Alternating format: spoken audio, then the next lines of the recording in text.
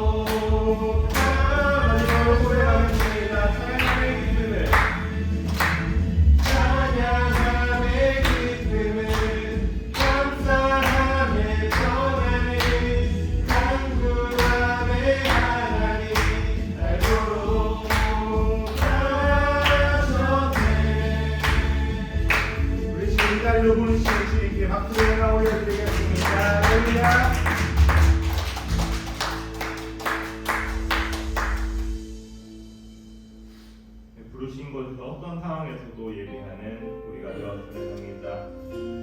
그곳이 어디가 되었던 주님께서 부르신 곳에서는 예배한 자들이 되었으면 합니다.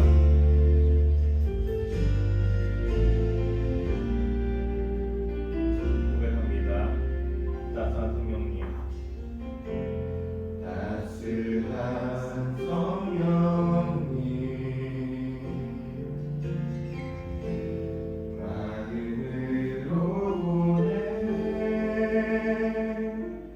내 몸을 감싸며 주어진 편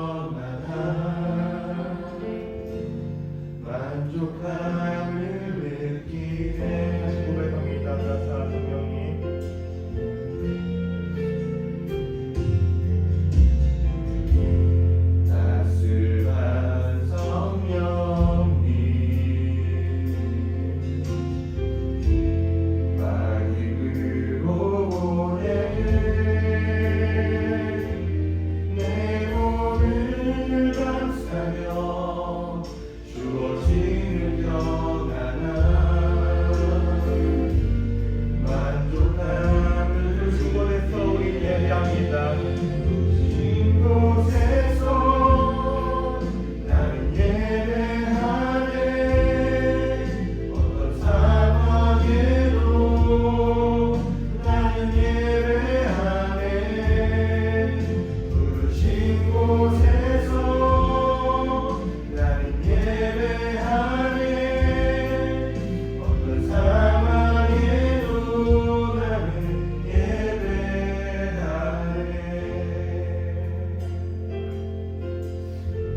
자, 다시 고백하겠습니다.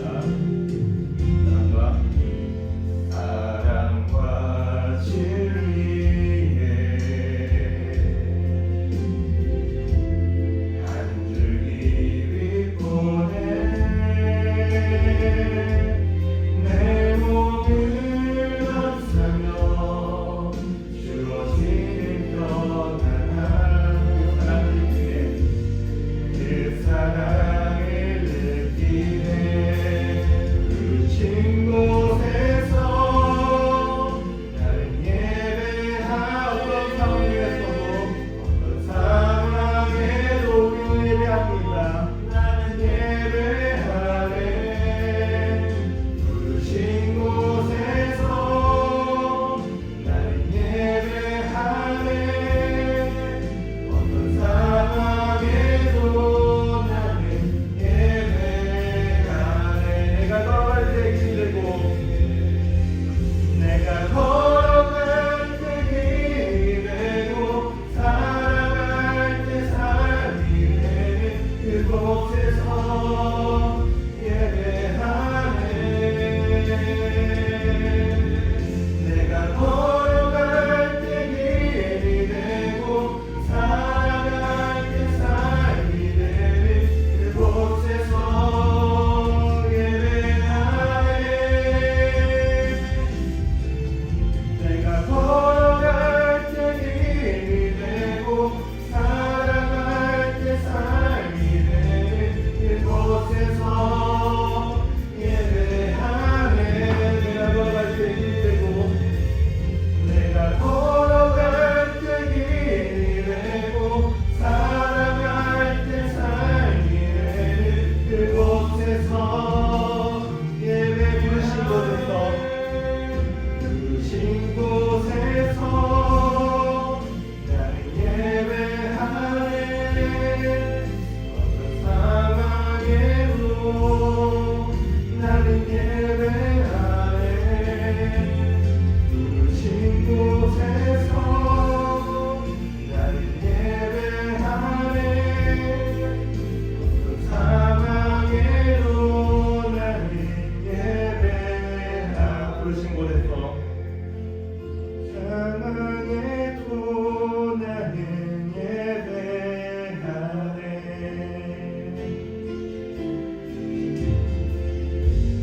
우리가 어떤 상황에서도 부르신 곳에서 예배하는 그런 자들이 되길 바랍니다. 주님께서 우리를 부르셨습니다. 네, 이어서 김나영 청년 나와서 예배 드리도록 하겠습니다.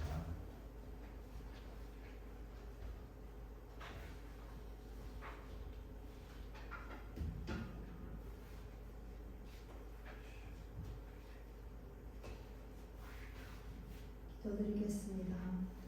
사랑과 은혜가 풍성하신 하나님, 오늘도 저희 청년과 함께 모여 예배드릴 수 있으며 감사드립니다. 지난 한 주간 주님의 은혜 안에 살게 해주심에 감사드립니다. 다가오는 수련회를 위해 기도합니다. 준비하는 모든 과정에 하나님의 지혜와 은혜가 함께 하시고 함께하는 모든 청년들이 하나님을 깊이 만나고 변화되는 시간이 되게 하여 주옵소서. 섬길 때마다 기쁨과 힘을 더하여 주시고 저희 모두가 하나 되어 주님의 뜻을 이루는 청년부가 되게 하여 주옵소서. 오늘 말씀 나눌 때 서로에게 힘이 되는 시간이 되게 해주세요. 이 모든 말씀 예수님의 이름으로 기도드립니다.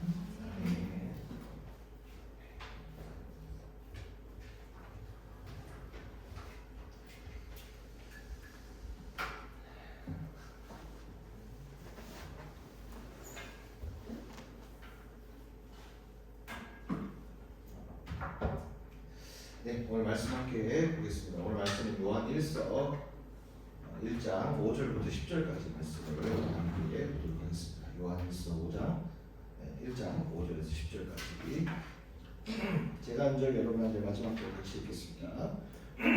우리가 그에게서 듣고 너희에게 전하라는 소식은 이것이니 곧 하나님은 빛이시라 그에게는 어둠이 조금도 없으시다는 것이니라. 6절 시작. 아니 우리가 하나님과 상임이 있다 하고 어둠에 행하면 거짓말을 하고 진리를 행하지 아니함이거니와 그가 빛 가운데 계신 것 같이 우리도 빛 가운데 행하면 우리가 서로 사귐이 있고 그 아들 예수의 피가 우리를 모든 죄에서 깨끗하게 하실 것이요. 아니 우리가 죄가 없다고 말하면 스스로 속이고 또 진리가 우리 속에 있지 아니할 것이요. 만일 우리가 우리 죄를 자백하면 그는 믿으시고 의로사 우리 죄를 사하시며 우리를 모든 불의에서 깨끗하게 하실 것이요. 만일 우리가 범죄하지 아니하였다 하면 하나님을 거짓말하는 이로 만드는 것이니 또한 그의 말씀이 우리 속에 있지 아니하니라. 아멘. 오늘 읽은 말씀은 요한 1서예요. 요한 1서인데 요한이라는 이 사도는요 예수님의 12제자 중에 한 사람이에요. 요한, 우리가 방금 읽은 말씀 요한 1서 이렇게 있죠. 이 요한 1서는 어느 상황에서 지어진 성경이냐면 요한 사도가 이제 마지막 때, 요한의 마지막 때, 요한 할아버지가 요한 사도가 막 이렇게 살아온 인생 속에서 거의 마지막 말년에 그 당시 초대교회들이 있었단 말이에요. 우리가 초대교회에 대해서 이야기를 많이 나눴었죠. 예수님 다 돌아가시고 다시 부활하셔서 제자들에게 이제 너희가 내가 했던 이 모든 사역들을 너희들이 맡아라 라고 하시면서 베드로에게 그리고 제자들에게 그 사명을 주고 가셨어요. 우리가 예수님의 일을 어떻게 합니까? 우리가 이렇게 오합지졸이고 천방지축이고 죄 많은 우리가 어떻게 하나님 예수님의 일을 감히 합니까? 할 수 있어. 너를 통해서 내가 교회를 세울 것이기 때문에 이 공동체를 통해서 하나님 나라를 만들어 간 거라 하면서 이 교회를 만들어 주셨어요. 그게 가장 초대에 생긴 교회라면서 초대교회라고 얘기를 합니다.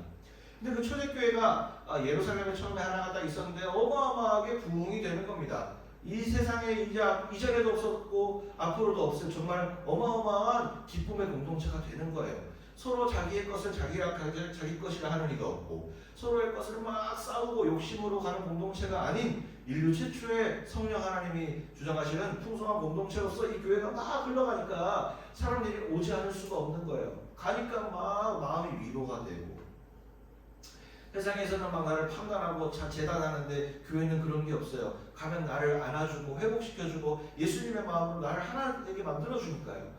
그러니까 초대교회가 막 부흥을 했는데 그 부흥이 되고 막 사람들이 많이 몰리니까 여전히 또 문제가 있었다.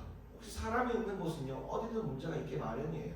아무리 좋은 뜻으로 모여도 사람들은 다 죄가 있기 때문에 사람이 모이면 어떻게든 잡음이 생기게 돼 있기 마련이에요. 여전히 초대교회는 그런 문제들이 점점 이제 생기기 시작했다. 규모가 커지면서 생기기 시작했다. 돈의 문제, 뭐 여러 가지 생각의 차이, 나는 신앙생활 이렇게 배웠는데 넌 이렇게 배워서 거기에서 또 오는 또 마찰의 차이, 뭐 여러 가지들이 있는 거예요. 그런데 이 당시 요한 1서가 있었을 때 요한의 고민은 뭐였냐면 교회에 배교하는 사람들이 생기기 시작했습니다. 왜요? 신앙생활하기 힘드니까요. 로마의 그 압제 속에서 우리 로마 제국하면은 제국이라고 부르잖아요. 엠파이어 제국이잖아요. 로마의 그 어마어마한 제국, 지금도 어마어마한 그 제국의 시대에 기독교인들이 어마어마하게 핍박을 받았단 말이에요. 그러니까 그 힘든 상황 속에서도 믿음을 지켜가면 하나님이 복을 주시고 그에게 하나님 나라를 유업으로 주시고 나와 함께 십자가를 같이 지자고 얘기를 하셨는데 현실의 벽을 넘지를 못하는 거예요. 네. 힘든 거예요. 먹고 살기가 힘들고 매일매일 사람들의 모임에 끼는 것이 부담스럽고 점점 그렇게 되니까 교회를 떠나가는 성도들이 생기기 시작한 거예요. 그러면서 요한 1서에 요한 사도가 이 교회에 그 당시 있었던 배교하는 사람들이 드러나는 그 교회에 편지를 쓸 필요가 있었던 겁니다. 요한복음은 그 당시 예수님의 행적을 공동체 안에서 나누고자 지은 것이라고 한다면 요한 1서는 한참 뒤에 이제 그 시기 이후에 한참 뒤에 교회가 많이 생기고 나서 로마 제국의 압제에 대해서 이제 슬슬 사람들이 떠나가기 시작할 때 그때 지은 성경이 요한 1서가 됩니다. 그러면 오늘 요한 1서의 그 시작 1서의 그 1장에서는 어떻게 하나님을 얘기하고 그 교회 성도들에게 무엇을 얘기하고 초대교회 성도들에게 무엇을 권면했는가를 얘기하는 건데 요한 사도는 또 하나 얘기하고 싶은 게 뭐냐면 끝까지 살아남은 성도 중에 하나예요. 사도 중에 하나예요. 예수님의 12제자 사도가 있었습니다. 사도라 그래요. 예수님의 12제자를 사도라고 부릅니다. 예수님의 말씀을 더 직접적으로 전할 직접적인 사람들을 12사도라고 부르는데 다 11명 다 예수님의 사도 11명 다 순교했습니다. 주님의 복음을 전하는 것을 금하면 살려주겠다, 금하지 않겠다 해서 다 죽음으로 인생을 마무리한 사람들입니다. 어떤 사람은 인도까지 와서 복음 전하다가 인도에 와서 복음 전했으면 어떻겠어요? 인도가 요즘도 난리 나는 동네인데 거기 가서 복음 전했으면 어떻겠어요? 도마라고 하는 그 제자는 인도까지 가서 가죽이 다 벗겨지는 그런 죽음을 맞이했습니다. 베드로는 예수님의 수제자 베드로는 로마에 이 정말 한번 말씀드렸던 그 로마 제국의 끝까지 복음을 전하다가 십자가에 거꾸로 매달려서 죽게 되는 십자가형을 받게 됩니다. 안드레는 크로스 십자가인데 이렇게 옆으로 된 삐딱한 십자가에서 더 고통을 배로해서 죽게 되고 하여튼 여러 가지 제자들 나머지 제자들 전부 다 복음을 전하다가 세계 각지에서 죽음을 당하게 되어집니다. 그걸 우리 순교라고 얘기를 합니다. 근데 마지막 요한 사도는 하나님께서 그런 어떤 상황에도 의기하지 아니하고 나중에 귀향을 보내게 됩니다. 지금 그리스 지방에 있는 반모섬이라는 곳으로 이 요한 사도는 귀향을 가게 됩니다. 귀향도 사실은 죽는 거나 마찬가지예요. 요즘은 귀향이라는 말이 없지만 무인도에 아무것도 없는 섬에다가 사람 보낸다는 건 굶어 죽으라는 얘기랑 똑같아요. 그런데 우리가 이렇게 생각하면 그래도 목숨을 건졌네라고 하겠지만 요한 사도는 더 고통스러운 것들이 있을 거예요. 어떤 거냐면 죽을 때까지 무너져가는 교회 현실을 다 봤어야 되거든요. 성도들이 그 순교 현장에 모이는 것들을 자기가 눈으로 다 봤고 듣고 경험해야 되거든요. 그것도 엄청나게 고통스러운 거예요. 하여튼 그만큼 그 교회가 무너지는 현실을 오롯이 보아야 된다는 것이 정말 쉽지 않은 일이었을 겁니다. 하여튼 그런 요한 사도가 요한 1서를 쓰게 되어지고 초대교회에게 이렇게 얘기를 하고 있는 겁니다. 자, 똑같이 우리의 삶에도 보면요, 이 요한 1서가 우리 지금 살아가는 2025년의 현실도 굉장히 중요한 건 뭐냐면 우리도 똑같은 현실이에요. 요즘 제가 성경을 보면 볼수록 이 성경에 놓여진 초대교회 성도들이랑 우리 되게 비슷한 현실을 살고 있는 것 같아요. 기독교인 어떻습니까? 한국이라는 이 컨텍스트에서 기독교인이라는 명찰을 달고 사는 건 어떻습니까? 쉽지 않습니다. 마치 조금 요즘은 더 시각이 좋지 않은 것 같아요. 저도 어디 가가지고 저 교회 목사입니다. 좀 그래요. 세상 목사님이세요? 이렇게 안 하고요. 사역하시는구나 이렇게 하는 분들이 많이 없어요. 어디 가서 교회 다닌다고 하는 게 쉽지 않으실 거예요. 더 쉽지 않으실 거예요. 저야 어차피 근무 시간 교회고 믿는 사람들과 더 오래 있으니까 상관없는데 쉽지 않은 세상을 살고 계시는 것 같아요. 자, 그런 우리에게 있어서 요즘 한국교회에 도드라지게 드러나는 현상 중 하나는요, 신앙생활할 때 힘들 때 오는 유혹들이 있는데 요즘의 유혹은 뭐냐면 순교가 아니고 우리의 몸을 치는 순교는 아니고 어떤 유혹이 오냐면 도피의 유혹이 옵니다. 도피의 유혹. 그 당시 로마 시대 때 똑같은 유혹이 왔어요. 도피하는 거예요. 좀 피해 있으면 돼요. 지금은 좀 힘드니까 교회 좀 안 나와도 될 시기. 코로나니까 안 나와도 될 시기. 지금은 내가 지금 믿을 때가 아닌 것 같아. 지금은 내가 교회보다도 조금 더 중요한 게 있는 것 같아. 지금은 그런 시기야 라고 하는 사실상 영적 도피의 유혹이 우리에게 굉장히 많이 옵니다. 내가 없어지면 된다는 사실이에요. 근데 성경에 보면 요나라는 사람이 있습니다. 요나라는 사람 되게 재밌는 사람이에요. 그 사람은 요즘으로 말하면 목사인데 선지자니까 목사처럼 하나님 말씀 전하는 사람인데 하나님이 저기 가서 복음 전하라 그랬다고 그거 짜증나서 도망간 사람이에요. 선지자인데 도망간 사람이에요. 도망가서 도피해서 하나님 나는 아닌 것 같아요 라고 해서 자기는 도망가고 이 현실 속에서 어떻게 니느웨에 가서 어떻게 보고 니느웨는 지금으로 말하면 한 동경쯤 될까요? 거의 거기 기독교 신앙이 없는 곳이에요. 이 기독교 신앙이 들어갈 수 없는 아주 척박한 니느웨라는 그 땅입니다. 근데 거기 가서 복음 전하라 그러니 선지자인데 두려운 거예요. 그리고 어차피 전해봤자 안 될 거라는 자기의 생각이 딱 있으니까 안 가고 어디로 가냐 반대로 그냥 유럽으로 갑니다. 글로 가라 그랬는데 반대로 가. 근데 어떻게든 하나님께서 이렇게 다 해가지고 물복음도 시키고 3일 동안 고레 뱃속에서 살게 하시고 나중에는 복음을 전하게 되어지지만 어쨌든 똑같아요. 우리는 나만 없어지면 된다. 뭐 힘든 게 왔을 때 도피하면 된다라는 생각 가운데 하나님은 절대 그것을 옳다고 하시지 않는 거예요. 근데 우리에게 자꾸 오는 이 유혹이 있단 말이죠. 오늘은 교회 안 가고 싶다. 기독교인으로 사는 거는 왜 그래야만 하나라는 그 질문 속에서 자꾸 회피하고 싶은 게 요즘 우리의 유혹이에요. 그런데 이 상황 가운데 똑같이 2000년 전에 살았던 그 성도들에게 요한 사도가 얘기하고 있는 것을 한번 들어보자고요. 그래서 그 당시 요한 사도의 이 메시지가 초대교회에 전달이 되었고 그러면서 그 힘든 과정들을 결국 버텨냈던 그 성도들이 역사가 우리에게 전해지고 있습니다. 그래서 버텼더니 뭘 이루지도 못했어요. 지하교회에서 버텼더니 하나님께서 로마의 그 제국을 변화시켜서 로마의 밀라노 칙령을 통해서 기독교인들이 예수를 믿을 수 있는 환경을 열어주시고 그렇게 나아가게 되어집니다. 나중에 로마가 기독교 국가가 되죠. 물론 그 이후에 좀 더 문제들이 생기지만 어쨌든 그렇게 성도들이 영적으로 승리하는 것들이 보여진다. 그러면 우리가 지금 이 시기를 어떻게 버티고 힘들고 외롭고 도피하고 싶을 때 어떻게 하나님 우리에게 무엇을 말씀하시느냐라고 했을 때 오늘 요한일서 1장 5절부터 10절까지 한번 보도록 할게요. 첫 번째는 이 혼란의 그리스도인들에게 우리에게 성경은 무엇을 얘기하고 있냐면 첫 번째는 하나님이 빛이시라는 사실이에요. 어두움 안 보여요. 하나님 이거 아닌 것 같아요. 하나님 내 인생 지금 너무 힘듭니다라고 했을 때 그 해결책은 역시나 하나님밖에 없다는 사실이에요. 인생의 어두움이 왔을 때 방이 어두우면 불을 켜면 되죠. 근데 우리 인생이 어두울 때는 뭘 켜야 돼요? 복음을 켜야 돼요. 예수를 켜야 돼요. 하나님을 켜야 돼요. 말씀을 켜야 되고 찬양을 켜야 되고 우리 안에 이 복음이 살아 움직일 수 있도록 켜야 된다는 거예요. 자, 오늘 말씀에 참 재밌는 얘기가 있는 거예요. 빛에는 어두움이 조금이라도 있을 수가 없다는 거예요. 맞죠? 상상해 보자고요. 어두운 방에 우리에게 지금 여기 빛이 있죠? 빛이 있는 가운데는 어두움이 잠식할 수 없어요. 빛이 있으면 어두움은 그냥 물러가는 거예요. 맞잖아요? 빛이랑 어둠은 공존할 수도 없을 뿐더러 빛이 있는 곳에는 어둠이 있을 수 없어요. 조금 어두컴어두컴한 이런 그냥 어두컴어두컴한 빛이라도 어둠이라는 건 존재할 수가 없는 거예요. 빛이 있으면 어둠은 물러가는 거예요. 사라지는 거예요. 하나님은 우리에게 그러한 빛으로 우리에게 오신다는 거예요. 하나님이 우리에게 오면 우리의 마음의 어두움은 잠시라도 있을 수 없는 거예요. 바로 물러가고 사라지는 거예요.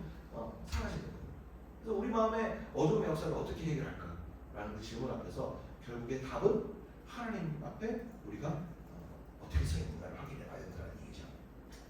자, 우리 마음의 근본적 어두움은요, 뭘로 인한 걸까요? 우리가 왜 어두울까요? 그러면 문제 진단을 한번 해보자고요. 왜 우울해지고 욕심과 탐욕과 불행과 힘든 것과 왜 우리의 삶의 미래에 대한 소망이 사라지고 어둡고 맨날 힘들고 어떻게 살면 될까 불안하고 왜 그럴까요?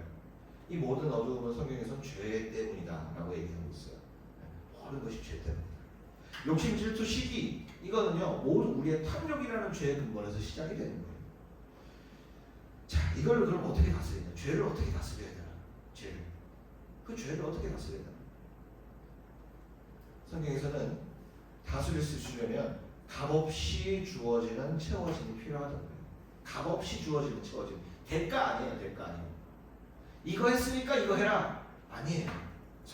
세상처럼 하나를 주면 하나를 줘야 되는 그런 수학적 계산 방식 말고 값없이 주어지는, 내가 죄인인데 내가 그래서 마음이 공허하고 내가 여전히 올바르게 살려고 노력을 해도 안 사라지는 이 정말 절망 뿐인 내 인생 속에서 세상에 뭐 하나 도전을 하는데 뭐 하나도 내 뜻대로 되는 게 하나도 없는 이 세상 가운데서 자꾸 무너져가는 내 인생 가운데서 회복되는 건 단 한 가지 방법밖에 없다는 거예요. 어떤 거?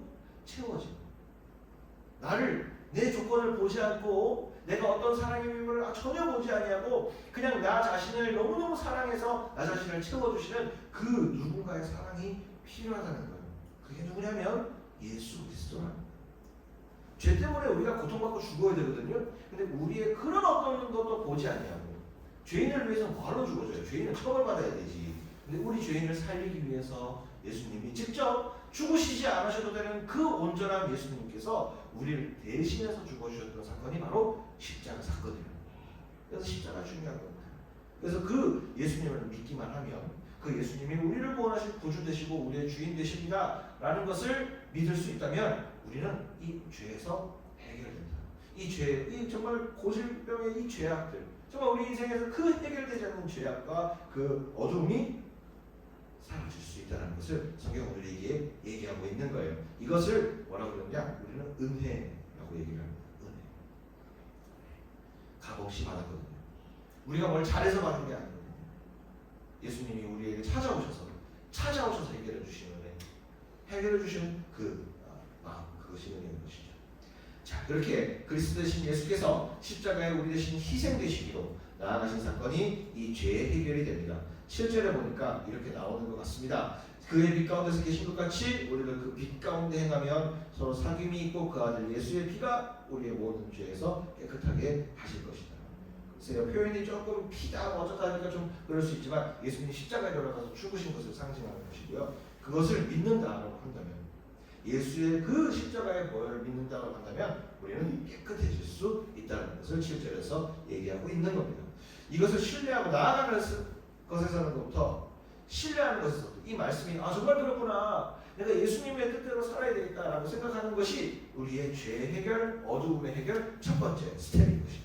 자, 그래서 오늘 여기에 하나님이 우리에게 빛으로 나와주셔서 우리의 근본적인 문제를 해결해 주실 것을 먼저 신뢰하면서 오늘 예배 가운데로 나아갈 수 있는 저와 여러분 됐으면 좋겠습니다. 자, 두 번째, 이 요한이 이렇게 이 시대를 살아가는 피곤해져 있는, 피로해져 있는 우리 그리스도인들에게, 도망가고 싶은 그리스도인들에게 하고 싶은 두 번째 이야기가 뭐냐면 바로 그 빛의 역사의 시작은 하나님 앞에 고백하는 것부터 시작합니다. 그 빛의 역사가 언제 시작되냐면 우리가 하나님 앞에 고백하는 것에서부터 시작합니다. 고백. 그 위대한 시작.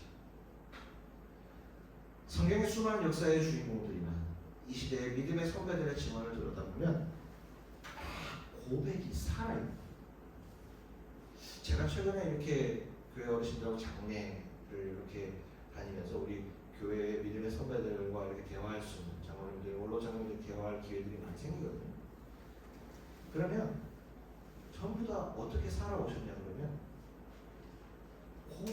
하나님 앞에 바라는 거예요. 그냥 어르신들의 그 믿음의 신앙이 그 어려운 상황에서 어떻게 유지가 됐나를 잘 동호교육은 그걸 볼 수 있어서 너무 좋거든요. 보면 살아낸 그 정말 30년대, 40년대 진짜 대구, 제 옛날에 계명대학교 사진 봤는데 양이 막 다녀. 대명도 위에, 그러니까 막 뿔 달린 양이 막 이렇게 올라가고 있어.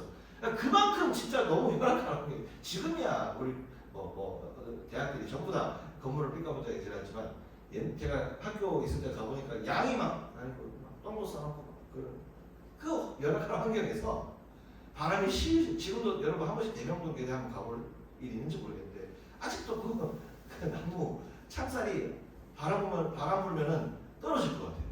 하여튼 그런 어쨌든 그런 곳에서 그 믿음의 선배들의 고백을 들어보면 하나님 앞에 그냥 아뢰는 것밖에 없다는 거예요. 하나님 앞에 얘기하는 것밖에 없었다. 그거밖에 할 게 없다는 거예요. 하나님 도와주세요밖에 없는 거예요. 그 외에도 또 산업의 현장에서, 여러 현장에서 이렇게 우리 교회, 제가 그 얘기도 들었어요. 우리 교회는 갈탄대였다는 얘기도 제가 들었는데, 완전 옛날에 우리 교회 갈탄대. 우리 교회 건물 좀 춥긴 춥거든요. 그 추운 환경에서도 교회를 위해서 하나님 도와달라고 기도만 했대요. 그런 분들이 계십니다. 그래서 교회 역사가 일어나서 우리 지금 추우면 뭐해요? 에어컨, 히터, 이렇게 또 이렇게 믿음의 역사가 좀 이루어지면 그 시간에 또 버텨온 분들이 계셔요. 그분들이 어떻게 믿음을 지켰냐면 하나님 앞에 그냥 고백하는 거예요. 하나님 힘들면 힘들다. 하나님 도와달라면 도와달라. 솔직하게 그거밖에 없었다는 거예요. 참 흥미로운 증언이에요. 내가 머리를 해서 내가 머리를 써서 어떻게 해서 뭘 해갖고 이렇게 얘기하시는 분이 없어요.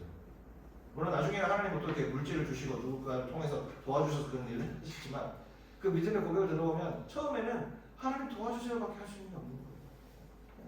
성경에도 보면 수많은 그 믿음의 우리 선배들, 우리 정말 이 다윗이라든지 솔로몬, 그다음에 아브라함, 이삭, 야곱, 우리 성경 공부도 배웠잖아요. 하나님, 내가 이렇게 하고 싶은데 이렇게 해주시겠습니까? 라고 기도한 사람은 없어요.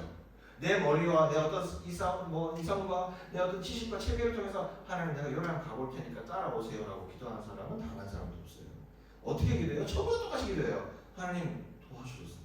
하나님 도와주세요. 솔직한 거예요.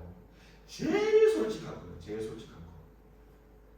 그것을 오늘 저는 어떻게 표현했냐면 고백이 살아있어야 된다. 자, 우리 빛의 역사의 시작 가운데 항상 그 역사의 시작 가운데는 고백이 있었습니다. 주님 앞에 우리가 드리는 고백 말이에요. 하나님 앞에 솔직하게 올려드리는 우리의 마음을 얘기하는 것이죠. 자, 고백은 살아있어야 된다고 제가 얘기했습니다. 서툴러도 돼요. 수려하지 않아도 돼요. 하지만 살아있어야 돼요. 제가 매주 이 시간 가운데 여러분과 짧은 시간 기도하잖아요. 그 시간에 여러분 뭐 하세요? 앉아서 뭐 아무 생각 없이 때로는 이 시간에 어색하고 분위기 적응하는 시간 보낼 수도 있지만 이 시간은 그냥 그렇게 보내시지 마시고 하나님 앞에 우리의 마음들을 고백하는 시간들로 가져가셨으면 좋겠습니다. 그게 기도예요. 어렵지 않아요. 내가 드는 생각들을 하나님 앞에 솔직하게 꺼내놓는 작업들이 기도입니다. 기도. 그래서 사실 이 제목은요, 다시 바꿔놓으면 이렇게 해도 돼요. 기도, 그 위대한 시작으로 바꿔도 동일한 말입니다. 기도라는 그런 겁니다. 우리가 기도를 점점 배워갈 거예요. 점점 배워갈 건데 기도, 제가 앞에서 막 하나님 아버지 이렇게 하는 거, 그게 전부의 기도가 아닙니다. 솔직해야 됩니다. 말 아무리 많이 해도 솔직함 없으면 그 기도는 아무 기도도. 성경에서 주님이 이렇게 얘기하셨어요. 사람들이 많이 들으라고 하는 기도, 그거 아무 의미 없다. 말 많이 하여 하나님 듣겠냐? 절대 아니다. 솔직하게 하나님 앞에 너의 마음을 고백하는 기도로 나아가기를 바란다. 예수님 그렇게 해야 기도를 들어주시네요. 자, 우리가 그렇잖아요. 이성에게 뭐 우리 다 연애해 보신 적 있는지 모르겠지만 이성에게 고백할 때 요즘 뭐 그런 얘기 하대요. 요즘 참 흥미로운 표현. 찔러본다.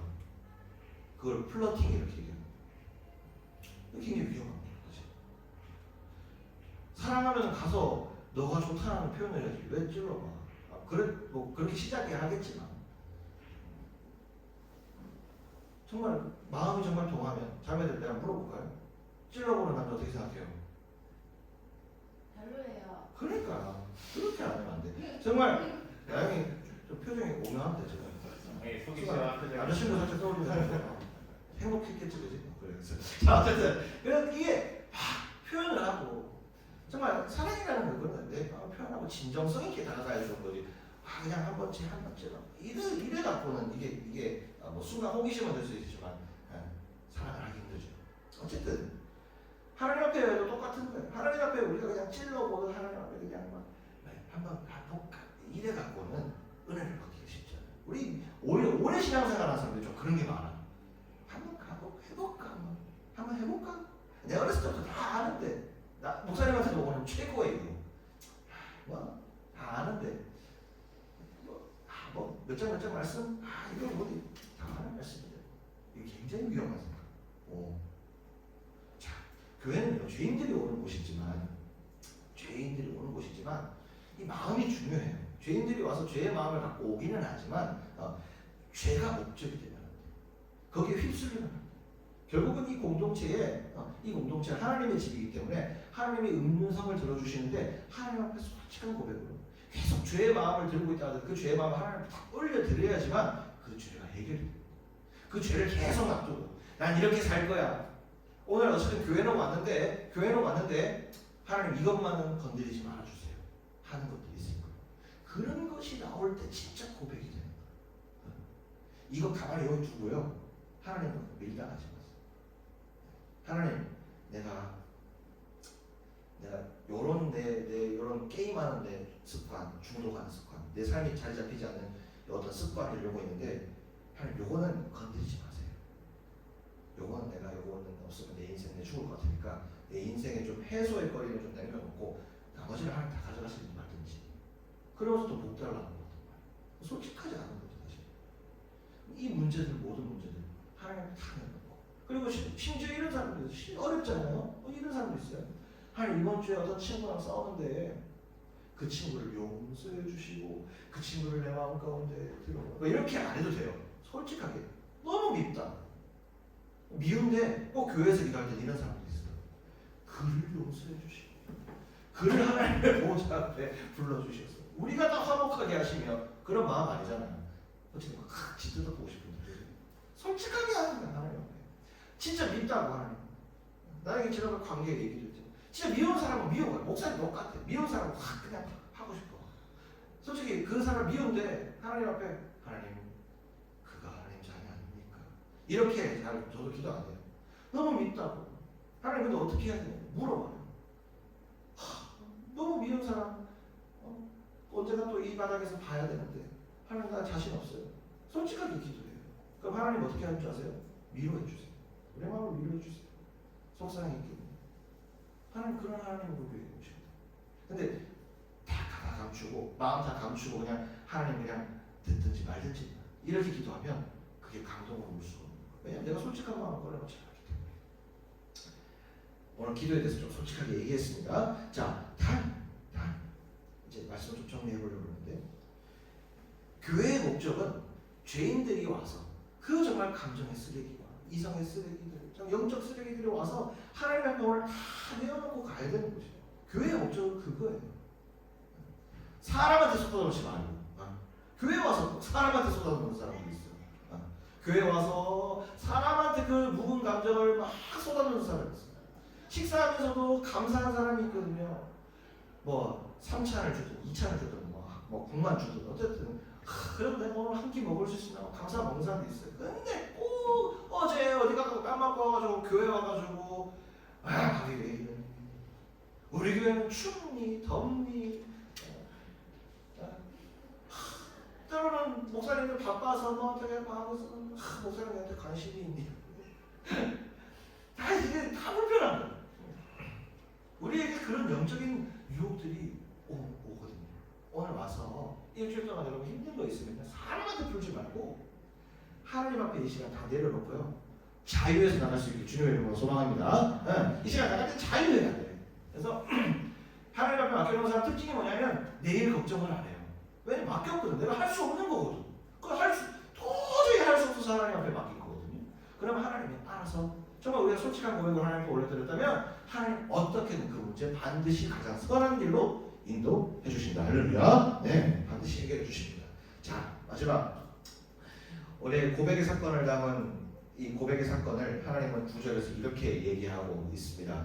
우리가 만일 우리 죄를 자백하면 고백하는 솔직한 자백이라는 건 거짓말이 아니죠. 다 꺼내놓는 거야. 자백하면 그는 미쁘시고 의로우사. 미쁘시다라는 말이 뭐예요? 예쁜 거예요? 아니요. 승원이가 지난주에 얘기했던 것처럼 미쁘시다는 건 뭐예요? 변하지 않는 신실하다는 것과 똑같은 거예요. 한순간도 변함이 없는 딱 일관되고 오직것대로의 하나님. 어떤 상황에도 변함이 없는 우리를 항상 사랑의 존재로 바라보시는 흔들림이 없는 하나님. 미쁘시고 의로우사. 표현할 필요가 없어요. 하나님은 좌우가 시대에 따라서 변함이 없어요. 항상 의딱 그 자체입니다.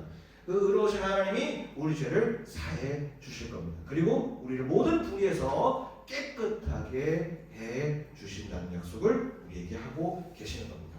자, 우리의 모든 곤고함, 수치, 어려움, 정말 모든 깨끗한 우리가 깨끗해져서 이걸 막 우리 오늘 고백해가지고 깨끗해져서 내일 또 교만하고 자만하게 살아가는 게 아니라 우리는 그 죄가 여전히 있어요. 내일도 또 그 죄를 갖고 살 거예요. 하지만 이 깨끗하게 하신다는 건 뭐냐면 오늘 이 자리에서 괜찮아라고 하시는 하나님의 용납 가운데 거한다는 거예요.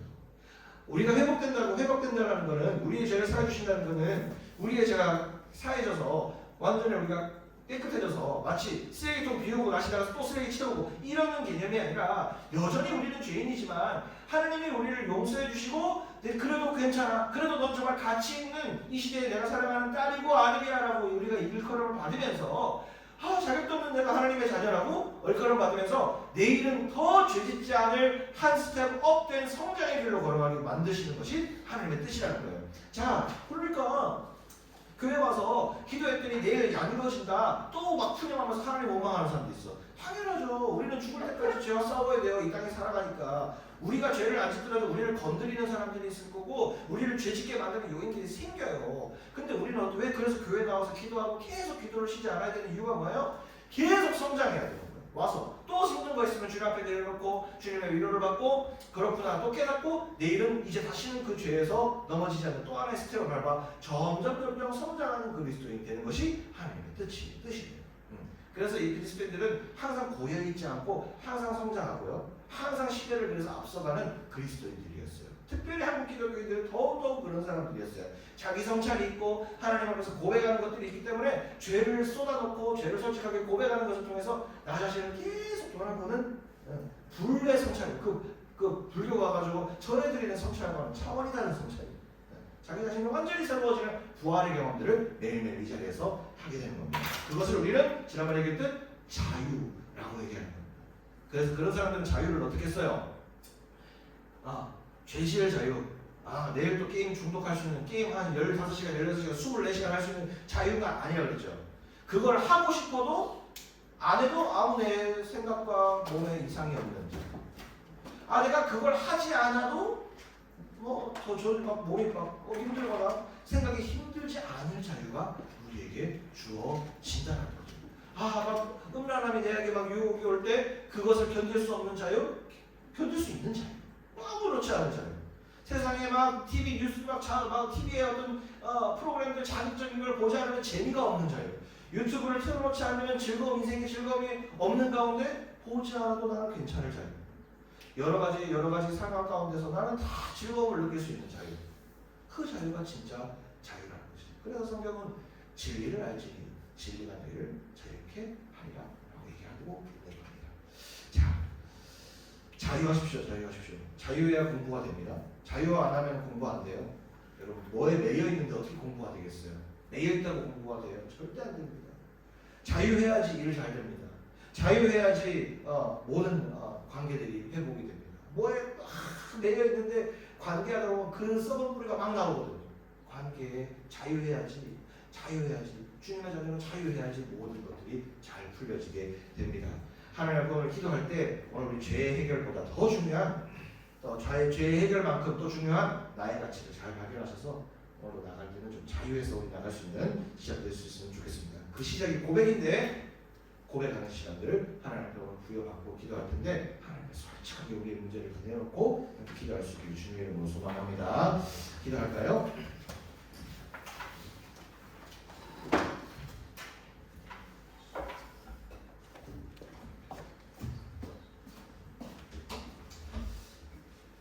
이 시간은 하나님 앞에 우리의 마음들을 두고 기도할 텐데 아까 얘기한 것처럼 또 많은 얘기들을 하기보다는 하나님 앞에 우리의 솔직한 마음들을 좀 내려놓을 수 있으면 좋겠습니다. 네가 되는 건 된다, 안 되면 안 된다, 이런 것들. 이번 주에 지나가서 사람들 가운데 또 상처받았던 것들, 또 외로움 당했던 것들, 또 생각하지 말아야 될 것을 생각한 것들, 여러 가지 것들을 제가 주님 앞에 내려놓았는데 내가 솔직한 마음을 하나님께 고백하면서 나가도록 하겠습니다. 자, 기도합시다.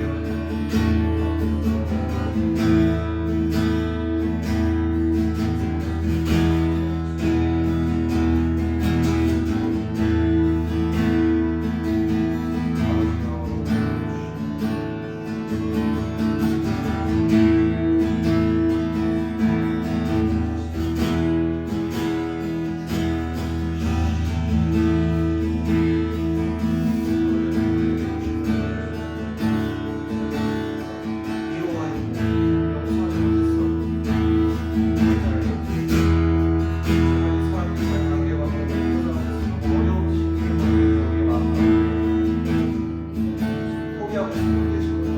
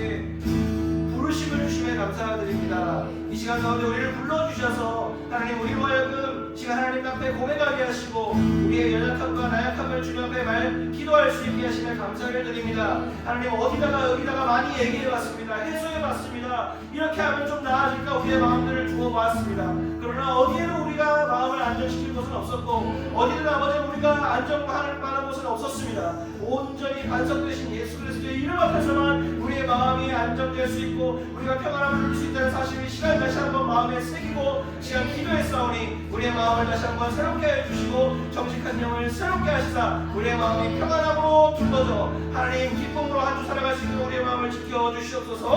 하나님 마음을 자유하게 하시며 또 아버지 하나님 우리 마음 가운데 있는 자유함으로 말미암아 내일부터 살아가는 한 주는 땀을 보고 살아가는 한 주가 아니요 한숨을 푹푹 쉬면 죽겠다는 한 주가 아니요 살고 싶은 한 주 더 아버지 하나님 생명력으로 아버지 하나님 살아있는 한 주 우리의 살아있는 고백만큼이나 우리의 모든 직장생활과 모든 학교생활과 우리의 모든 삶의 영역이 살아있는 것으로 변화될 줄로 믿사오니 주의 역사하여 주시옵소서. 아버지 하나님 모든 우리의 삶의 영역에서 만나는 또한 관계를 위해서 기도합니다. 하나님 관계하기가 참 어려운 시대를 살고 있습니다. 크리스찬으로서 많은 걸 포기해야 되고 많은 아버지 수치를 겪어야 되고 수고를 겪어야 되고 우리의 영적 모든 아버지 그 공부함 속에서 이번 한 주 아버지 승리의 역사가 우리에게 보여줄 수 있도록 주여 우리에게 역사하여 주시옵소서. 아버지 하나님 매일매일 아버지 기도 듣는 것뿐만이 아니라 이번 한 주 특별히 아버지 하나님 절박한 신령들이 있사오니 지금 절박한 신령들 앞에 주님 보여주시는 은혜 또한 있어야 될 것 같습니다. 아버지 하나님 이제 주님의 수년내에 부흥케 하신다는 그 약속을 말미암아 우리에게 아버지 하나님 시간 가운데 우리의 모든 삶의 영역 가운데 주님의 부흥이 보여지는 한 주 되도록 주여 역사하여 주시옵소서. 강한 사람 한 사람 마음에 아버지 하나님 적응할 수 없지만 아버지 하나님 모두가 얼마나 마음 아픈 마음을 품고 있습니까? 아버지 하나님은 아시니 성령께서 아시니 그 아픈 심령을 위로해 주시고 오늘 찾아가 주셔서 변함없는 너가 그런 아픔들을 갖고 있을지언정 그래도 너는 변함없는 내 아들이고 내 자녀라는 사실을 내 딸이라는 사실을 주님 분명히 오늘 시간 가운데 우리 마음을 새겨주셔서 그 누구도 사랑받을 수 없다고 생각했습니다. 그 누구에게도 인정받을 수 없다고 생각했습니다. 심지어 나 자신도 나를 사랑할 수 없는 그 악독한 모습에 지쳐버린 우리의 심령 가운데 주님의 생수를 우리에게 부어주시고 주님의 사랑으로 우리를 안아주시고 안수하여 주셔서 시간 가운데 모든 하나님의 형상들이 다 회복되어져서 가장 값진 인생으로 살아가는 우리가 되도록 주의 역사하여 주시옵소서. 시간 함께 하신 주님 간절히 바라오며 이제 우리 구주 예수 그리스도의 은혜와 하나님 아버지의 무한하신 사랑과 성령 하나님의 가방감동 충만 축복하시니 오늘 시간 가운데 다시 한번 하나님 앞에 결단하고 솔직한 고백으로 나아가기를 원하며 하나님 앞에 온전한 마음을 올려드린 주의 자녀들 머리머리 위에와 특별히 이 자리에 올라가면서 빈손으로 오지 아니하고 주의 예물을 드린 자녀들 머리머리 위에 그리고 우리 동로교회 위에 지금부터 영까지 함께 하시기를 간절히 축원하옵나이다. 아멘.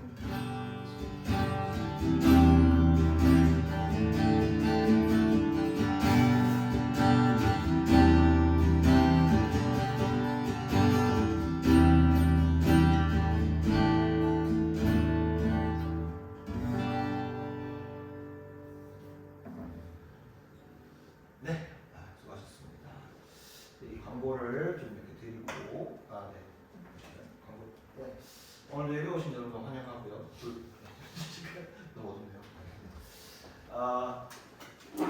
오늘 예배 오신 여러분 환영합니다. 우리 옥신 선생님이 다리를 조금 다치셔갖고 하셨는데 하여튼 또 열정으로 또 주회 전에 또 3층까지 친히 올라오셨습니다. 감사합니다. 이게 보통 그게 아닙니다. 사실은 우리가 조금이라도 몸이 불편하면 참 교회 안 가고 싶거든요. 참 귀한 열정 감사합니다. 네, 여름 수련회를 이제 슬슬 준비할 시간이 왔습니다. 이제 후덥지근해지고 뭐 어르신들은 그러시더라고요. 올해는 그래도 많이 안 좋은 편이다 하면서 이렇게 하시는데 저는 많이 덥거든요. 대구 산지가 얼마 안 돼서 그렇지. 저는 4월 중순부터 사실 에어컨 켰거든요. 저희 집 너무 더워갖고 적응이 안 돼갖고. 여러분 집 에어컨 다 트시죠? 안 트세요? 아직 대구 사람 듣는 모양이네. 말 좀. 오케이. 그래서 여름 수련회 하여튼 준비하고 있어요. 저희들 이번에는 좀 외부로 가서 여러분을 좀 힐링할 수 있는 좋은 장소들 저희 기도하면서 지금 정하고 있으니까요. 여러분들 좀 기대해 주시고 정말 여러분들에게 항상 부장기자랑 얘기하는 것 중에 첫 번째가 뭐냐면 귀한 시간 써서 오는데 절대로 후회하지 않으면 안 된다는 게 우리 진짜 첫이에요. 정말 우리 영적 서비스를 하는 사람들로서 좋은 준비 잘 해갈 테니까 기대해 주시면 좋겠습니다. 네. 그러면 저희들 바로 나눔하고 저희들 마무리하도록 하겠습니다. 수고하셨습니다.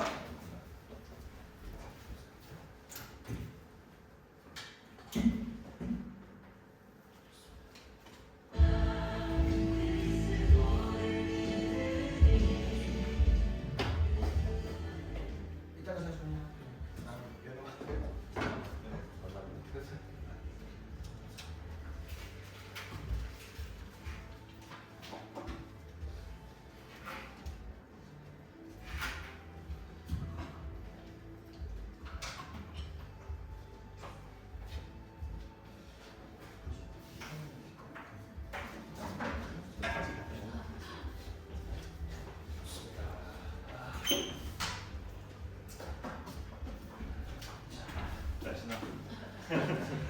자, 요한일서 말씀 오늘 함께 나눴습니다. 요한일서. 네.